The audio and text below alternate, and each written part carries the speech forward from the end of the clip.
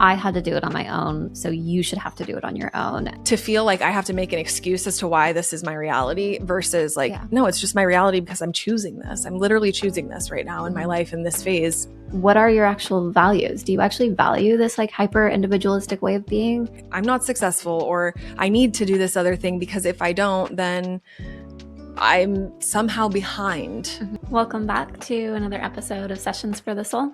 Yes, welcome back. How's it going? I was just going to ask you the same thing. It's going so well. Yeah. I mean, just living life. I think I say that every time, almost every time, a lot of times. It's the vibe. It's a good response. Yeah, because it's just what's happening, right? Yeah. Yeah. How are you? I'm doing good. Anything exciting like in the pipeline of life? Well, I'm actually starting a sewing class this week at the community college. They do like community classes. Yeah, you told me about that. Yeah, so I'm excited about that. I don't know why, because I didn't go to college there, but I get like their little newspaper every couple. It must be like every quarter or something. I don't know, and I usually don't look through it, but I looked through it this time and I was like, wait, what? They have like a sewing class, a quilting class. I was like, that could be cute. That'd be fun. Another season of life. You're like, not yet. Later. Yeah, I get it. But yeah, I'm excited about that.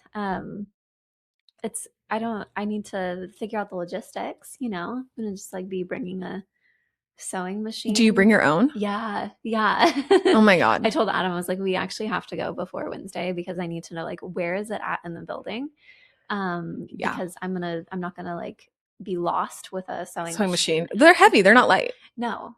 And I'm gonna look crazy. So you're gonna be like, I love that actually. The visual I'm getting of you like wandering about with a sewing machine, like looking lost. Yeah. Yeah, no, I get it. I'm very much a person who like needs to arrive early or like have a lay of the land figured out. Scope it out first. Scope it out. Yeah. It helps my anxiety, and it also just like makes me feel more prepared. Yes. It's a coping skill. It is a coping skill. Yeah. I love it. Yeah. What about you? Anything you're looking forward to? This week, my friends from college are coming, so that's exciting. That's this week. Okay. Yes, they're coming on Thursday, and it's great. Meredith has been here several times, but Jackie has not been here ever before. Okay. So like, oh yeah. And it's great because they have not lived their lives in really small, tiny towns. And so this is like really, they're getting to see a side of the America that they like, and I'm excited about that. And they know who I am, obviously. But it's just funny because like, there are definitely like small town things that not everybody can relate to. Yeah. Yeah. I love small town America. I know, right? Like there's just little things, right? Like even like clam digging. Like I love clam digging. I mean, obviously we can't clam dig right now. It's not in season, but I can still explain the concept to them. Maybe show them a clam. Yeah. But yeah, like it's just funny, like those little things, or like driving a truck on the beach. Like I just feel like people who maybe aren't like frequenting rural America, especially like, coastal rural America, they're probably going to be like, what? Yeah. It's also just so much more like laid back. Oh yeah. I mean, the Pacific Northwest in general is kind of laid back and casual. That's why I like it. Yes. Compared to other parts of the country. Oh yeah.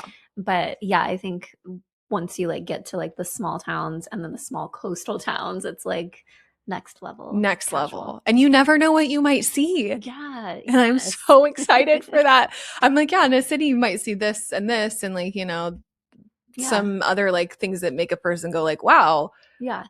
That's interesting. In a small town, when you see it, it's like, oh no, that's just, oh no, I know him. No, I know them. Yeah. That was my mom's prom date. Yeah. No, literally things like that. Like, yeah. And that's actually true. So yeah.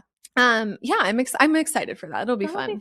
Yeah. The weather's nice. I think it's supposed to be. So I know. I don't know. I saw rain on Friday, but whatever. No. You never know around here. It's just like taking it day by day. That's what I told them. They were like, "What should we pack?" And I was like, literally everything. A mix of summer and winter." Yes. I said literally layers. I was like, "Will it get above 75?" Probably not. No, probably not. But there may be like an hour and a half every afternoon where you're like, God, it's kind of hot. Yes. And then the rest of the time you're going to be like, oh, it's so windy. Yes. Oh my Yeah. goodness. So Yeah. yeah, I'm like, well, we'll see. I'll check closer to the day Yeah. to be like, hey, it changed or whatever, but Right. because it will change. Hopefully it just changes to like no rain. It would be great. Yeah. Yeah. That'd be Fingers ideal. crossed. Yeah. Well, so fun. That's going to be a fun experience Yeah. to see them. So that'll be exciting. Yeah. I'm excited to see what you sew. Me too. Me too. Do you, I, They have, we're all sewing the same thing. It's okay, like, that's what I thought. yeah, it's like a pajama pant bottom with like different intricacies to like practice different skills. So I'm glad I have like some basic knowledge Yeah. just from a lot of trial and error on my own. And I'm glad I'm doing this because um, I just realized like, you know what? I think I need someone to teach me how to do this. No, I totally get it because I totally like blind learned sewing as well and like a sewing machine, and I actually ruined a sewing machine doing that. Yeah, that's a story for another time. But I did. I had to buy because I borrowed the sewing machine from Sue, Oh, yes. so I had to buy her a new one. Oh, no. Because I was like, hey, funny story, it actually caught on fire. Wait, a what? Yeah, I think I was. Honestly impressive. Thank you. It was pretty bad. And after that, I actually resulted to hand stitching the rest of the project because I was like Yeah. overwhelmed, and Yeah. it can be overwhelming. Yes. So, but yeah, I love that you're doing that. And also you're going to make you could make since you have like a basic skill on the top, like you could make a matching pajama set. Yeah, I could. Cute. Yeah. I support that. Yeah. So Okay, excited. fun. Yeah. I'll report back. Well, today we're going to be talking about our hyper individualistic culture, which is a fun one. It's so fun. One, right? Exactly. I feel like we say that anytime we're doing one that's like maybe more challenging or like a deeper topic or one that's gonna like hit an edge for people. Yes. I can't wait to see fun. Yeah, this will be so fun. I can't wait to see the TikTok comments. Yes, oh my goodness. I know. Yeah, but we do. I mean, the reality is that we live in more of an individualistic society, and I think we want to approach this through the lens of just like really understanding like what that means, how it kind of differs from a more like collectivist culture or societies, or even like the subcultures within the American culture. Yeah. And just looking at it like somewhat neutrally, but also looking at like kind of the pros and cons of it and how it really like influences the way that we live, especially if we really try and take like a extreme stance on hyper individualism. Yes. Yes. I love this. And I think it like,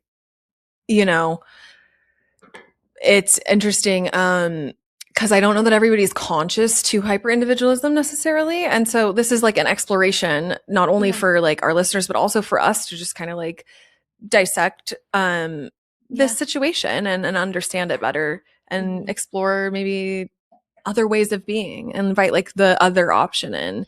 Yes. Yeah. And I think taking like not a us against them approach, which I think can sometimes be taken, but just, approaching it with like curiosity and like an appreciation for other ways of doing life, and knowing like our way of life or like the promotion of hyper individualism isn't necessarily the right way to live. Right. It doesn't have to be the wrong way either necessarily, but it's not like the only way to live. There are like a million ways, I was saying this the other day in a context of work, but I'm like, there are a million ways to do one thing. And if like one person's doing it this way, does that make it the right way? As long as we're getting the desired result, like, it's just so nuanced. Yeah. So I think that exactly that's what this is, right? Is like exploring these things. So yeah. What is individualism? Yeah, we'll start there. We'll start there. We just look at like the difference between these two things. So individualism, which like for context, like American cultures, Northern European cultures are pretty individualistic in terms of like our overall culture. Again, there can be like subcultures in that. But generally there's like a strong sense of autonomy, high agency, like taking self-responsibility, more personal independence. Self-expression is more encouraged and accepted. Praising our personal accomplishments, and this starts from like a young age through like trophies and certificates and like all the things that like all the public applaud that we get starting from childhood, and then we're raised up and we still do that in adulthood, where we share our personal accomplishments or we like prop other people up with their personal accomplishments, and that's normal in our culture to do those things. Versus a collectivist culture, which may emphasize more of like a harmonious way of life. You usually have more like shared goals and values within your family system, your community, your country, things like that. And then you generally would praise group accomplishments, and praising personal accomplishments would actually be like frowned upon. Like you don't want to like prop yourself up or prop any one person up. You want to do it for the group as a whole. So those are like the main the basics of like no, that makes sense. I think it's so interesting. One of the things that was coming to mind when talking about like collectivism as well is the shared responsibility as well. So like in individualism, we have like this culture that's kind of like you have to figure it out on your own, and like you're on your own with these things. Like it's kind of very much like a self, like, oh, we have to advocate for ourselves, and like, which is true. Like in any situation, we do have to have agency. But versus like in the collectivism, it's more like shared responsibility in the group to solve problems or to take on certain responsibilities. It's not falling on one person to maintain the entire, like, a great like example of this is like, I guess, a household, right?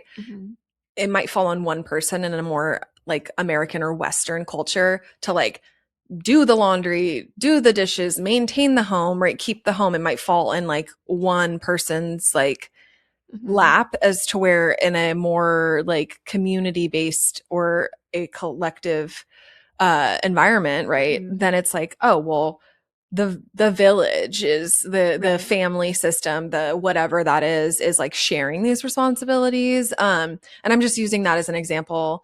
That might not be everyone's truth, which is awesome. Support that. But that's just like that's just an example, y'all. I'm also thinking of a common example of like when someone graduates high school, for example, and then it's like, okay, now it's time for you to, fly the nest. Like you should be moving out on your own. And it's like, well, they're like 18 years old. What? They don't have any money. No. And like we're expecting them to just like go off to university and like try and be an adult and figure it out all on their own. And that's culturally normal for us to like take that approach. But that's not necessarily the cultural norm in many other cultures throughout the world. And when you see someone who doesn't necessarily like fall in line with that like progression in life, there can be that sense of like, wait, okay, so they graduated, but they're like still living at home, or like what are they doing? Yeah. And there's like a concern around it, where multi-generational living or like staying with your family until you get married or until whatever the thing is that happens in your life, like the next transition, then it's like, okay, now I'm leaving. Or maybe not. Maybe you stay living there and you have your babies there and you have like live-in support, because that's kind of the original design of the family. Yes. Hell yeah. Love that you're saying this, because it's so true. And listen, guys, I feel like I can speak to this a little bit. As a family, daughter of an immigrant family, LOL, 6 generations ago, it doesn't count. Now we're just Americans. And it's so funny because my like therapist and people I've talked to always joke. They're like, you guys are just still doing the fresh off the boat thing. It's just like generationally. It's like, and I'm like, yes, we are. We're just so European. What can we say? But no, I love what you said, because our culture, it's so interesting. Actually, this year, that's really dissolved for me. Like, I just dissolved that. I don't know. It was like what happened or where it like came, a little bit of an ego death, where I was like, wait, I actually don't care anymore how it's perceived. Because the only reason I cared is because of public perception. And it just turns out like I don't need to care about. That's not my business. But it is interesting because American culture is so very much like, Yes. it is kind of like, okay, like next box or like next milestone to check. Yeah. Um, but it is so common in other places for families to stay what, and even if it's not in the same household, it's like stay in the same neighborhood, stay in the same community, and be like close and care for each other. And that's actually a value that I've like learned to really love and like appreciate, Yes. because I'm so lucky. Like I feel so lucky to have, it's not perfect all the time, and like we're all human and there's flaws and it's messy and it's like it's very human, but I feel so lucky to have like the support that I have, and to know that I have people no matter what who like literally would, we would all do anything for each other to like, Mm-hmm. and any time of need and anything. And I see so many people, like even personally, I know people who are now in their 80s Mm-hmm. and are literally like needing people in their home taking care of them, and they don't have that, or they literally, it's like, oh, you know, this thing happened again. They're in the hospital again because they fell or because of this. I hear a lot about that with my grandma's friends. Mm-hmm. And all I think the whole time is literally, and this is no shade to anybody because I know everyone's situation is like Yeah. different. But when I hear that, I just am like, where are their kids? Where are their grandkids? Where is Yeah. everybody? Because I Yes. could never. I know. It feels very sad to think about the lifespan that like all the different ways that we like disconnect and like promote hyper individualism throughout the lifespan. And just it just feels really strange, and it just doesn't feel like how it's supposed to be. Like it feels so much more supportive to like stay close to family, whether that be living in multi-generational homes, which sometimes works well for people, or sometimes that's just the reality of like a financial Financials, situation. yeah. Yeah, like there's so many reasons why someone might do that, or just being in the community, like close proximity, where it's like I can call my mom, I can call my sister, I can call my cousin, or like what whoever it is for you to come help me with this thing, or to like come be a support for me, or to help me out with my newborn, or whatever the thing is, Yeah. because they're here, like they're Mhm. literally close by, rather than this approach. I'm thinking especially of like motherhood too, in this culture of hyper individualism, where it's like you're a new mom now and you got to figure it out on your own. Like we've become so disconnected from community and being close with people. Yeah. And that's just, it's insane to think that a mom would have to like do this on her own, and her spouse goes back to work and her family lives in another state and she just doesn't have much, in terms of a community. Yeah. Of course you're going to struggle. Yeah. Well, and as you were saying that too, like wisdom, like Yes. shared wisdom. That's Yes. how it's passed down, right? Like, oh, you're, this like idea that it's like, well, you're gonna have to figure it out on your own. It's like, why do we want to? I actually this could be on so many things, but there's like a generational thing I've noticed where sometimes it feels like we kind of treat younger people like, well, you're going to have to struggle through this. Cause that's like, I struggled through it and the Mm. generation before me struggled through it. So you guys have to struggle through it. And it's like, no, the whole point is like Yeah. shared wisdom. Yes. Like we actually don't have to struggle through these things alone, and we can learn from each other and learn from the village and learn from our elders, and Yes. maybe younger generations come in and say, I think we want to try this differently, and that's okay too. Yeah. That's where like the evolution of things and ideas comes in. Mm-hmm. But there is like wisdom that Mm-hmm. we lose when we're just like every man for himself kind of, Yes. and the other element I'm thinking of too is like, to go back to the like 18-year-old like move out now, Mm-hmm. it's like debt, it's like setting people up to be like kind Yeah. of not at all in a place where they can ever get ahead or like get out of that hole, Yes. because we're putting them there when they're children still, Yeah. and that's crazy to me. It is a really strange concept. And it's almost, I was listening to people converse maybe within the last month or so about this topic of like graduating, and or like that start into adulthood, and people almost take the approach of being apologetic when sharing, like, oh, this person's doing this, or they're staying home, or yeah, they haven't moved out yet, or whatever the thing. And this, I was listening to this other person share this perspective of like, isn't that interesting? Like you don't have to like apologize or like be embarrassed about this thing, or like it's okay. Like so many people are in that position where they don't feel ready to like leave yet, or Yeah. they're not sure what they want to do. And so it's nice to have like the safety net and support of family. And why would they go into debt? Yeah. Like it's just such an interesting concept. And so to speak to your point earlier about like dissolving all of that and just being okay with like, it's actually nice to live by family or with family, or this is just the situation that I'm in my life and it's actually working for me. Like I'm fine with it. I don't Yeah. have to worry about like what's the cultural norm or what other people are thinking of me or how they're perceiving me because they're still subscribing to the cultural norm. Like I don't Yes. need to let that influence my decisions in life. Yeah. It's a beautiful thing. It's really freeing because Yeah.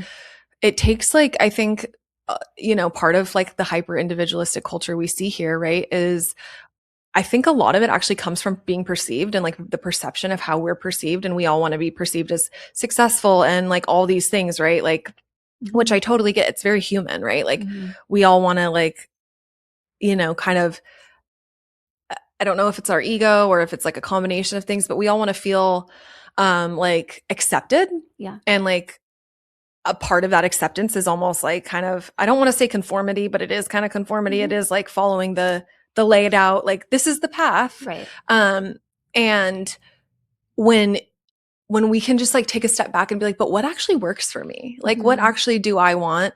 It can be really freeing. And it also is like there's a level of obviously I know I come from like a privileged background and like a privileged situation to where like I have a situation where like I can come and go, I can do whatever I want. I have people who will open their door and their arms to me Mm-hmm. no matter what. Even if I was like, I'm moving to, Mexico tomorrow, and they Mm-hmm. were like, okay, fine, bye, have fun. And Mm-hmm. then I came back and I was like, oh, didn't work out. They'd be like, Mm-hmm. okay, so are you staying in this room or like what, Mm-hmm. like they'd just be like, all right, it is what it like our door is always open, which is a beautiful thing.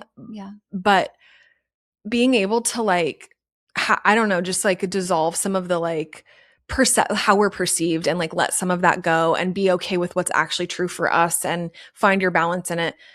It's not perfect and it's not easy. I will really normalize for people too who like, if any of our listeners live at home who are young adults or fully into adulthood or have had periods of life where they've come back to their parents and whatever, recognizing like, hey, I get it. It's tricky. Mm-hmm. It's not always easy, but like also looking at what's beautiful about it. Like, you know, looking at the moments like that you maybe wouldn't have. Like, I've been so grateful to grow up, like to be an adult and grow up alongside my sister's children, and be so involved in their life, or even like the relationship I have with my parents. Like I look at that and I'm like, this is kind of unique to Mm-hmm. our culture. And so Mm-hmm. just normalizing that for any of our listeners, Mm-hmm. who maybe feel that pressure or have like felt like this would be really nice, or and there's so many different ways people do it now too, like Mm-hmm. compound living, like everybody has their own space but they live on the same land, things Mm-hmm. like that, to where like Mm-hmm. it can be something that isn't so I don't know, it can look so different for everybody. It really can. And just like embracing and kind of finding what works for you, like many of our conversations, like finding the balance, right? Mm-hmm. Yeah. Yeah. Absolutely. I think also like we've talked a lot about like the family component of individualism versus collectivism, and maybe you're someone who just like doesn't have much family, or doesn't want to be part of your family Yeah. for whatever reason. And so it's a matter of like finding, and we have other episodes that like touch on this specifically, but like finding people who you want to bring into your community and be part of your community, that you can touch on. Um, Another thing related to hyperindividualism is that there seems to be sometimes like this superiority complex around like individualism being better Mm-hmm. somehow. And it's like a really kind of like ego based view of how we do life versus how others might do life. And I think this example of like moving out or not moving out is kind of a good example of that, where it highlights like you somehow think you're better if you're like on that traditional, using air quotes, path of like, this is just what we do, this is the cultural norm, and if you're not falling in line, you're somehow like less than, or like you must be struggling in some way, or whatever the like Like something's perception is. wrong with you. Yes, Yeah. yeah. And so somehow you're better or superior if you are falling in line with the individualistic culture that we have and all the norms that fall within that.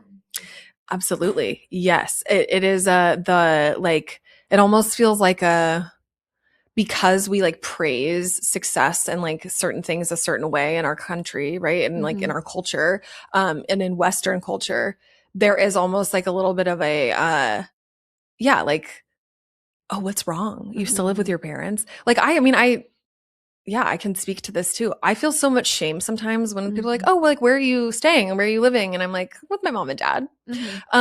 For sure. I'm like, yeah, I'm 30 and I live at home. In my head, I'm always prepared for like oh, like we live together, or like, oh, she lives with us or whatever. And in my head, I'm like, ugh, I like dread that moment. I'm like, isn't it funny how like I feel like I have to have some like big reason to live here other than just like it is what it is right now. Like, Yeah. financially, personally, like, Yeah. it's just, and by the way, I just also would like to normalize. There are about, I don't know, 10 days a month where I'm like, get me the fuck out of here. Literally, please, someone get me out of here. Or I'm like researching like all these ways that I can have my own space or whatever. Because like that's a reality. But it's an interesting thing to feel like I have to make an excuse as to why this is my reality versus like, no, it's just my reality because I'm choosing this. I'm literally choosing this right now in my life in this phase. But there's like a shame around it because of this hyper individualism that like says that like I'm not successful or I need to do this other thing because if I don't, then I'm somehow behind. Yeah, no, it's interesting to like really start thinking about, why am I feeling the way about my situation, Yes. One thing that I was thinking about, and I thought about this in our last episode too, but I feel like it fits here better, is how our culture is so highly agentic. Like everything has to be like, where are you reclaiming your agency? How can you be empowered? How can you take responsibility for your life? And yes, like that is important to have. We do want agency. We do want to, feel empowered in our life. But when we go too far in that direction, we start to completely ignore the external influences that do influence our life, whether it be our family systems, the community we're living in, genetic factors, if we're talking about health, like all sorts of different things that are influencing our life, systemic issues, like the list goes on and on of these external factors that are just like kind of out of our control. And so it's like that balance. And if we're talking about hyper individualism here, it's that like overemphasis on taking radical self-responsibility over your life. And it's like, yeah, it's great to feel empowered, but also like we can't completely ignore and dismiss like these other elements of life. And so that might be one of those like downfalls of being so focused on individualism. Yeah, and like the phrase "it takes a village" doesn't come from nowhere, right? Like, Yeah. there's like wisdom in in some of these spaces that we've kind of like abandoned or like tried to like isolate from or separate from. And I think that that's a really like what everything you just said kind of ties into this thought that I'm having about like, you know, maybe what's been lost, like what are we losing in hyper individualism. And I think that's a curious thing to contemplate and consider is like, well, wait, what actually changes when we do have more community and we are less focused on this like every man for himself is like the thing that comes to mind because I feel like it's that thing of, you know, like self-made, that like sentence, right? Like, oh, I'm like a self-made whatever. Like, which I totally understand. Some people had to be like, some people did have circumstances that like, that is what got them to where they are today. But are you wearing that as a badge of honor? Right. Or do you feel like everyone has to experience that because Right. Yeah. you had to figure it out on your own? So like now everyone around me who is looking to me for wisdom Yeah. has to figure it out Ooh, on their that's own. good. Yeah. Yeah. Cause that shit drives me nuts. Yeah. But it's real. It's like a Yeah. real thing. And I have empathy for the people who feel that way, because I understand, like, when you've struggled so hard for something and like had to work really hard at it, it is almost like, it's almost like you want to keep that close to your chest. I think it Mm-hmm. comes from scarcity a little bit. You're afraid Mm-hmm. of losing everything. And if it's Yeah. like this idea that like if everybody is taken care of, then like somehow I'm going to not be. Yeah. And that's just not true. I wish we could dissolve that as a culture as well. Yeah. And that speaks to like a whole other thing. But um yeah, it's that thing of like what is actually the benefit of community and more of shared, like living and Mm-hmm. having this more like why can collective Yeah. experience. It's almost like the system perpetuates itself of like, I had to do it on my own, so you should have to do it on your own. And then it just like continues this, process, this cycle of like, well, now everyone thinks they have to do it on their own. And you really don't. And that might be true too for more collectivist cultures too, of like, well, I'm successful in the way that I am because of the group. And I'm going to pass that on from generation to generation. Like it just, systems and cycles like perpetuate themselves naturally. And Yeah, so, yeah, that's just something interesting that's maybe to think beautiful. about. Yeah. Um, there's a story that I read, a brief story.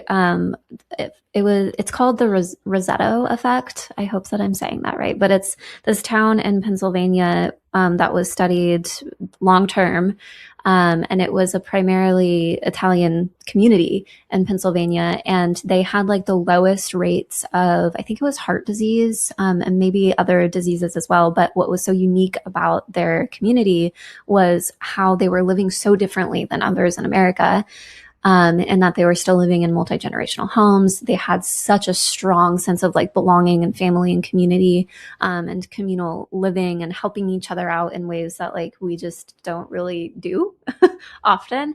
And then at some point they started to adopt more of the like individualistic culture, started abandoning the multi-generational living concept, moving out on their own, moving outside of the city, moving even further outside of the city, and creating more and more distance, and like a greater lack of like community and belonging. And with that, started to increase rates of like heart disease and other diseases. And like the study and other studies have shown this too, outside of this specifically, but like show how protective having like a sense of like community and belonging and like that collectivist nature is so protective for like our overall like health and well-being, mental well-being, physical health, all of it. And so I just think that's interesting. And there's so many other examples of that too, that I just happened to read that recently. I was like, wow, it's so interesting. Like these things in our life that we see, we don't really like place a huge importance on, or we don't think that it's that significant, actually can have like a huge significance in our life. Like just being closer to family, or Totally. having more family gatherings, or being able to call someone and have them come over at a moment's notice. Like those are actually such important elements of our life, and we don't always realize like the weight that it carries. Absolutely. Yeah, I think this is such a fascinating example too of how like when you're like bring another culture into American culture, and like generationally over time what happens to like Yeah. that culture and how it's changed and how it evolves. And also I love this just this example and this like the data around like the feeling of safety and the feeling of like having people Yes. and connection and human connection. um and I think that like this kind of is reminding me of what I was saying about like my grandma's friends, or like people I know who are getting much older now, and Mm-hmm. like what they're struggling with and what they're experiencing completely alone. Mm-hmm. And you know like in Europe, I would say that's like one of the things that I've loved most about when I've traveled and like gone and experienced other cultures, not even just in Europe, um, other places as well. Like Peru comes to mind, where Mm-hmm.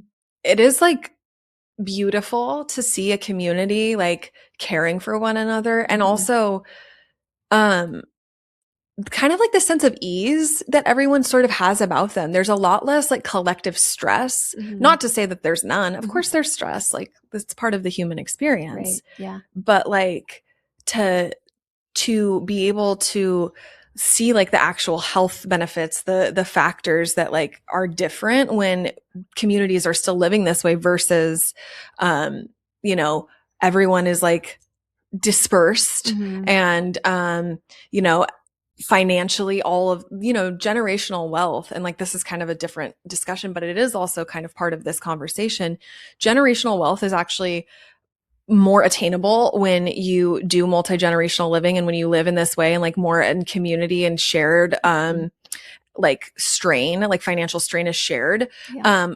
But when it's like a mom and a dad own their own home, own their own cars, have their own stuff, and then their kids do that, and then their kids do that, and then their kids do that. The wealth is being like distributed out, not down the line. It's being distributed out down the like who they're paying for all these things. Mm-hmm. You know what I'm saying? And so like there is, and that's like a whole other conversation, like, you know, land, all of these things. Mm-hmm. But um it's curious to see like other communities, cultures, things like that thrive in different ways Mm-hmm. because of that, right? Like, and we do see, I mean, there's like a lot of data on like this, um and also like America, okay, like in a lot of ways we are kind of like, and this like, I don't know, tell me how you feel about what I'm about to say. We are like the sickest country. We have like the most health problems across the board. We have the most, like, we got the most issues, y'all. I'm not saying that other places don't have their own issues. Mm-hmm. And like, let me be very clear, for the developed world, like Mm-hmm. obviously third world countries, undeveloped societies have different issues. Okay. Mm-hmm. They're not worried about like obesity Mm-hmm. and anxiety and these things. They're worried about clean drinking water. Mm-hmm. But we have like a plethora of these things, right? Mm-hmm. We have all of like these issues in one. And for a developed society, it's like kind of abnormal and not really like, Mm-hmm. like it should make us be like, hey, Should we like rethink how we're doing things? yeah, what's happening here, you Yeah. know? Especially when other developed societies it doesn't look like this necessarily. Mm-hmm. Yes, they have their own issues, Mm-hmm. but it's a little bit different. And I Mm-hmm. think that that's a really curious thing to look at, like, well, what's their culture like? And Mm-hmm. as their culture has become more Western, Mm-hmm. what's changed? Like, is there an Mm-hmm. increase in these things and all that? And I'm sure there's lots of information on I'm this. sure, yeah, and I totally agree, and I think it's very multifaceted. We haven't said that one in a while, so Oh, I know. multifaceted. But I think I do think that that has a big role in it of how we're living our life and like the increased stress.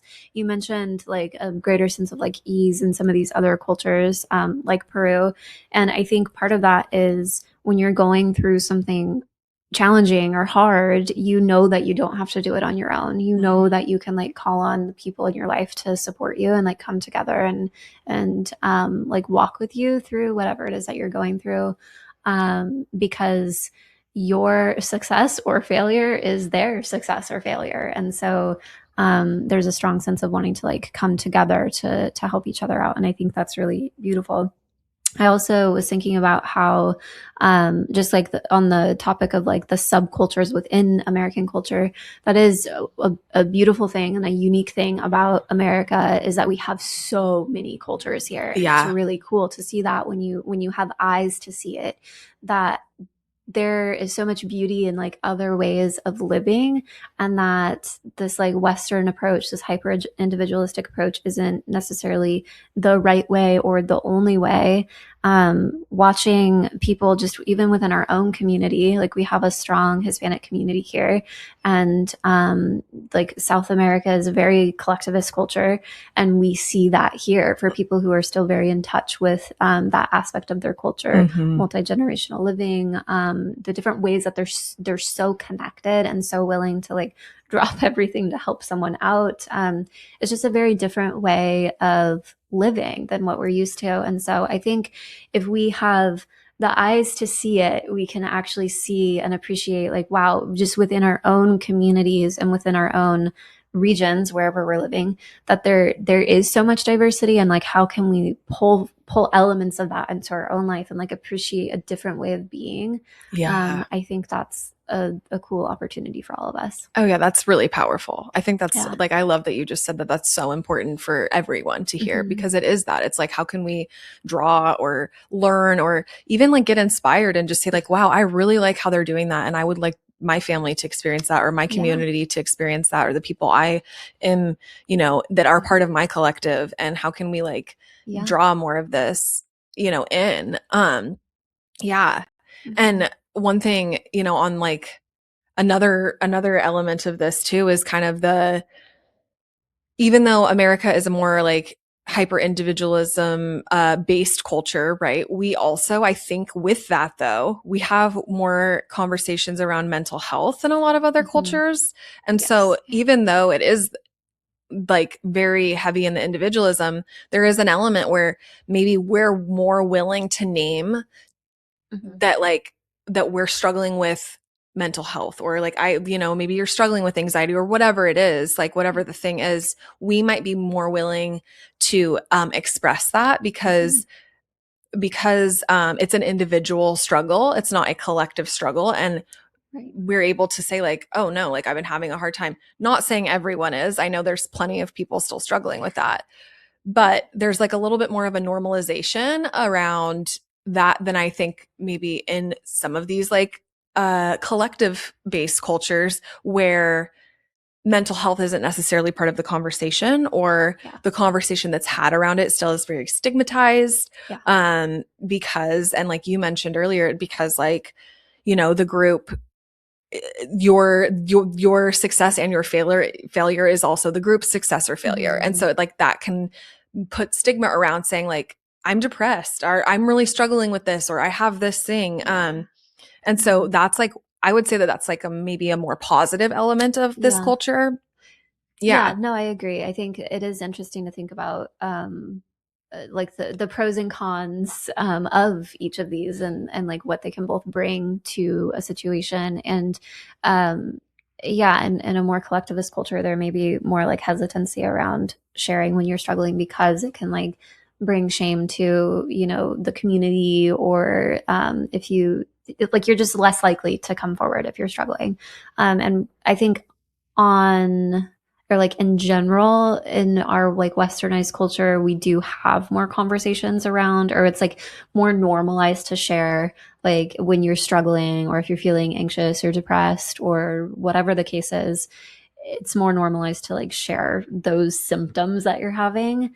Not in every context, right? Like there can still be like family systems that like that's not okay, that's not normalized, it's very stigmatized, etc. But I think in general that's the case, where most times like we have more freedom of like self-expression, and that's your problem.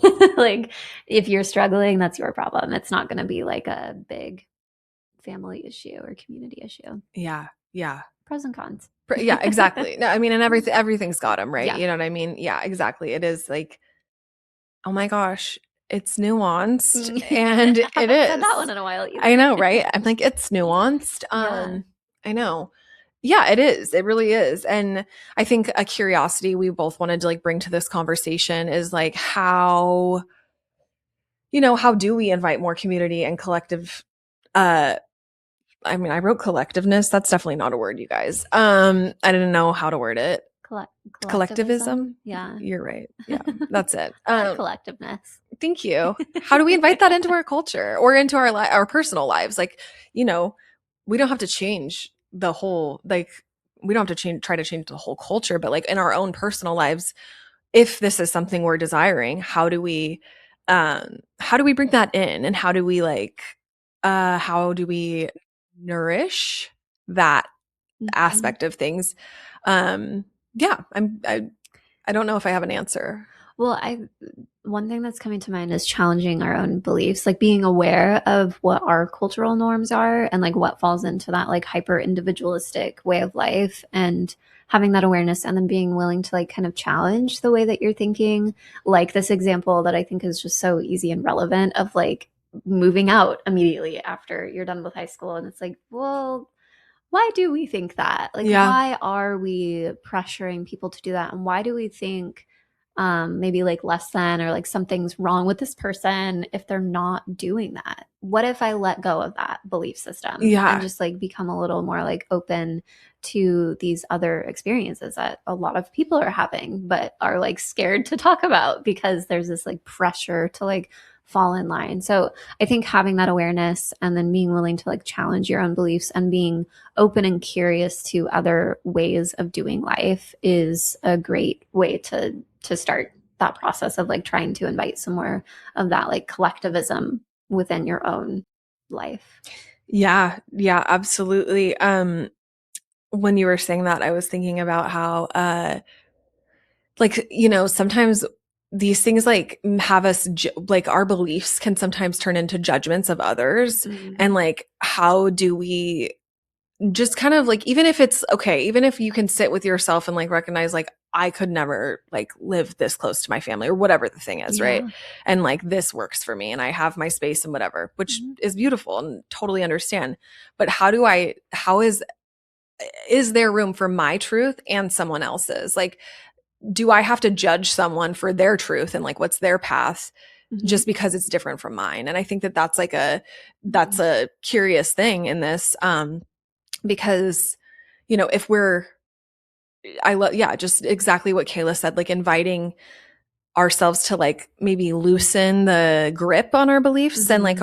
our understanding of like what is right. I'm using Mhm. air quotes for our listeners, because it's like, what is that? Like, what does that even mean? It's Right. so unique to each person and each path in life. Mhm. So yeah, I don't know. I think what you said is really beautiful, like loosening the grip on our views and inviting like maybe some curiosity and compassion in. And then also like, I would say to our listeners as well, and even just like for us and anybody, is like getting curious about like in what ways like do you is this aligned like with your own values, and what ways is it not aligned? Because I think a lot of people, when we like get down on the ground about it, I don't know that individualism is super aligned with everybody's values. Mm. Like, your value, like for me, I keep going back to this example, but it's like the older generations who are now like, needing care and like they're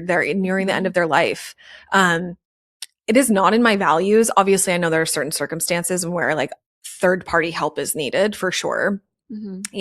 There are times where it's like we don't have the resources or the ability to care for certain people in a certain way, just Mhm. depending on what their condition is. Mhm. Um, but for me, like there are very few cases where I would ever put my family member in a facility to live the rest of their life. That would be Mhm. really hard for me. Mm.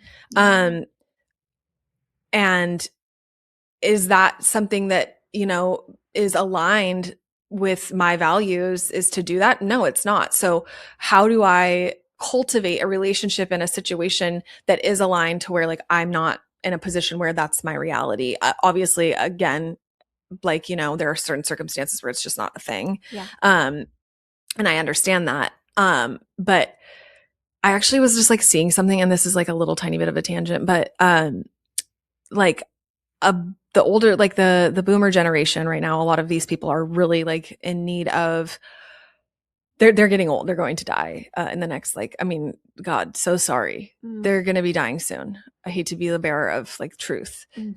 People die. Yeah. It's part of this. And it's really curious because this generation, a lot of them like don't have strong relationships with their kids and their families. Not all of them, but many of them. Mm. And we're in a position now where like a lot of these people are going to be moving into care facilities, and like across our nation, there aren't enough adult care facilities to like really facilitate the influx that's going to be coming, as well as most of their children cannot afford it. Most of these people cannot afford it because Yeah. it's $10,000 a month to put your person in a home, Yeah. like in most cases. Like, Yeah. I'm not even kidding. Like that's real numbers. I know people who are experiencing this, and they're literally paying 10 grand plus a month Mhm. for their parent to have care right now. Mhm. And Yeah. that is expensive. Not Yeah. everyone can afford that. Yeah. And then the flip side is like is if we can't afford that, like, do we have a lifestyle where we can now, or how are we adjusting to be able to like care for this person? Right. And there's like, it's sad, because there's a lot of people right now who are really alone in their Yeah. end of life and in their suffering. And I know it's so sad. Yeah. It breaks my heart, I truly. know. Like I could never, like my dad always is like, put me in a home. And he just says that because he knows I'm not going to let him like do anything. I'm like, no, sorry, you can't. Like, I was joking because I like watered down soda for my nephew this weekend. I was like, he's 6. He doesn't need to Yeah. drink a Coca-Cola. What Yeah. the hell? And I was like, oh my God, Dad, this is what I'm going to do to you. Yeah. And he was like, the fuck you are, bro. Yeah. And it was just literally like, no, that's what I'm saying. He's like, put me in a home, dog. Like, I don't want this. And I'm like, you're stuck with me. Yeah. It's going to be like a, too bad. yeah, I'm like, it's going to be like a, I don't know. It's going to be really fun. But I don't know. That reminded me of this because this conversation is reminding me of that, because I think actually a lot of us are more aligned with the collective and like collective community and living than we are with actually individualism. But I don't know that we're like pausing to think about it. Mm-hmm. Tangent over. I apologize. No, I think it's speaking to like that, like, I don't know if we've ever talked about this, but the concept of like accidental values, of like, what are your true core values? Like the things that you actually value in life and that kind of like guide your decision making and like what you do in life, versus like the accidental values of like what we're taking on from what society tells us we should value, or what our culture tells us, or what the person you follow online tells you should value. Like, getting clear on that. Like, are these actually yours, or are you just adopting them from other people or systems? And I think that is definitely relevant here. Like, what are your actual values? Do you actually value this like hyper individualistic way of being, or does it feel really out of line for you? And if it feels out of line, then you're probably noticing like friction around that in different areas of your life, and like you're kind of craving something different, but maybe you just don't know what that looks like because you haven't really like paused to reflect on that. So, Yeah, beautiful. Well, I think this is a good opportunity to just kind of reflect on like how we do life, and recognizing that there's no like one right or wrong way to do life, and appreciating different ways of life. I love appreciating other people's ways of living, and just like getting curious about like, oh, that's interesting that they do that. I wouldn't have thought of that. Or like, my family doesn't do that, but it'd be cool if they did. Like, Yeah, it's just cool to like get curious about other people. totally. And it like invites the opportunity to like either have appreciation or learn, like you said. And that compassion and empathy piece of like, hey, like there's a million ways to get one result. And who knows what way is the right way or the wrong way, or maybe it's all just is, and there's no right or wrong. And just like allowing and allowing curiosity and learning from all of this is a beautiful thing. It is. Yeah. Yeah. Well, I think we're good. I mean, so. Yeah. Thank you guys so much for listening, and you know the drill. Like, subscribe, share, follow, everything. We want you here, and we want your friends here. Don't forget to check out our merch, and we will see you guys next week.